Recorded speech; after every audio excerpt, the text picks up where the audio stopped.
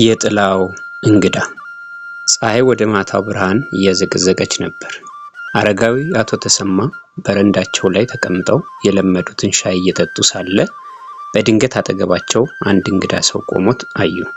ሰውየው ጥቁር ልብስ የለበሰ፣ ፊቱ ላይ ሰላማዊ ፈገግታ ያለውና ድምፁ እንደ ቀዝቃዛ ንፋስ የሚሰማ ነበር። ጊዜው ደርሷል አሉ አቶ ተሰማ ሳይደነግጡ። ለብዙ ዓመታት ይህን ቅጽበት ሲጠባበቁ የኖሩ ይመስላሉ። እንግዳው ሞት ነበር። በዝግታ አንገቱን ደፋ። አዎ ተሰማ፣ ግን መጓዝ ከመጀመራችን በፊት 10 ደቂቃ አለህ። የምትሰናበተው ሰው ወይም ሌላ ነገር ካለ ልጠይቅህ አላቸው። አቶ ተሰማ ትንሽ አሰቡ። ቤቴን፣ መጽሐፍቶቼን እና ትዝታዎቼን ማየት እፈልጋለሁ አሉ። አብረው ወደ ውስጥ ገቡ። አቶ ተሰማ ግድግዳው ላይ የተሰቀሉትን ፎቶግራፎች ነኩ። የሟች ባለቤታቸውን ፎቶ ሲያዩ እጃቸው ትንሽ ተንቀጠቀጠ። ሞት አጠገባቸውም ቆሞ በትዕግስት ይመለከት ነበር። ሰዎች ስለ አንተ የሚናገሩት ሁሉ ስህተት ነው አሉ አቶ ተሰማ። አስፈሪ መስለኝ ነበር፣ ግን አንተ ልክ እንደ ረጅም ጉዞ መጨረሻ እንደ እረፍት ነህ አሉ። ሞት መለሰ፣ እኔ ጠላት አይደለሁም። እኔ የህይወት ዋጋ የምጨምር የመጨረሻ ነጥብ ነኝ። መጨረሻ እንደሌለ የማያውቅ ሰው መኖርን አይማርም ነበር አለ። 5 ደቂቃ አለፈ። አቶ ተሰማ ወደ መስኮቱ ተጠግተው ወደ ውጭ ተመለከቱ።